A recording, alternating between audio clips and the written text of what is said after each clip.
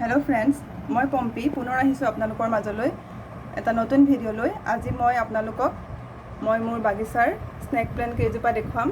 মোৰ হাতত দুজোপা আছে স্নেক প্লেণ্ট, দুটা ভেৰাইটি, এইটো এটা আৰু এইটো এটা।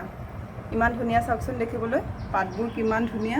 আৰু এটা বেবী প্লেণ্ট আহিছে ক'ৰ পৰা চাওকচোন, একদম তলৰ পৰা পটটো ফালি ওলাই আহিছে।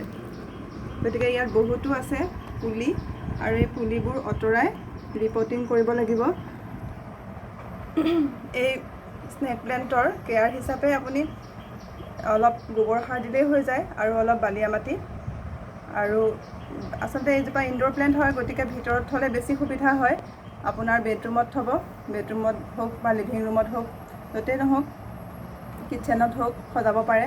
কিন্তু বেডৰুমত থ'লে ই এয়াৰ পিউৰিফায়াৰ প্লেণ্ট হয়, গতিকে ৰাতি যেতিয়া অক্সিজেনৰ মাত্ৰা কমি যায় তেতিয়া ই সুবিধা কৰে অক্সিজেনৰ মাত্ৰা বঢ়াবলৈ। সেইকাৰণে বেডৰুমত ৰখালে ভাল। কিন্তু আমাৰ সাধাৰণতে বেডৰুমবোৰ ডাঙৰ হয় ন, গতিকে এনেকুৱা এটা পটত এজোপা গছে সেইটো সুবিধা কৰি বৰ বিশেষ নিদিব। সেইকাৰণে 2-3টা পটত এনেকুৱা গছ লগালে বেছি ভাল হ'ব, আৰু তেনেকুৱা লগাবই চেষ্টা কৰিব, তেতিয়া সুবিধা হ'ব।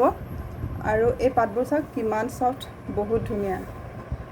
আৰু অকণমান ধূলি চুলি লাগি থাকিলে ইয়াত কাপোৰ এখন দি এনেদৰে মুচি দিলেই চাফা হৈ যাব। একদম ভাল লাগে, খুব ভাল লাগে দেখিব। এয়া চাওক খুব ধুনীয়া। আৰু যেতিয়া এই গছজোপাত পানী বেছিকৈ পায় তেতিয়া এই পাতৰ এই অংশ গেলিবলৈ আৰম্ভ কৰে আৰু তলৰ পৰাও গেলিবলৈ আৰম্ভ কৰে। আৰু সেইকাৰণে আমি সাধাৰণতে পানীটো ভালদৰে মন কৰি থাকিব লাগে। পানীটো ইমান দিব নালাগে, অকণমান দিলেই হয়। 3-4 দিনৰ মূৰত অকণমান দিলেই হৈ যাব, বেছি পানী দিব নালাগে। আৰু এই গছজোপাত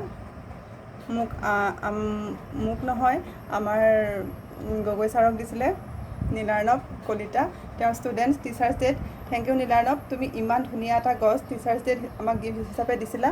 গতিকে এই গছজোপাৰ পৰা মোৰ কেইবাটাও প্লেণ্ট হৈ গ'ল। চোৱা, তুমি এটা প্লেণ্ট পটত দিছিলা আৰু আমাৰ কেইবাটাও মই কৰি পেলালোঁ। খুবেই ভাল লাগিল, অশেষ ধন্যবাদ নীলাৰ্ণৱ। ঠিক আছে বন্ধুসকল, এতিয়া মই আহিছোঁ আজিলৈ। গতিকে কেনেকুৱা লাগিল জনাবলৈ নাপাহৰিব মোৰ স্নেক প্লেণ্ট কেইজোপা।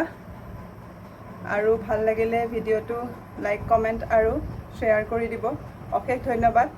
আজিলৈ আহিছোঁ, ধন্যবাদ।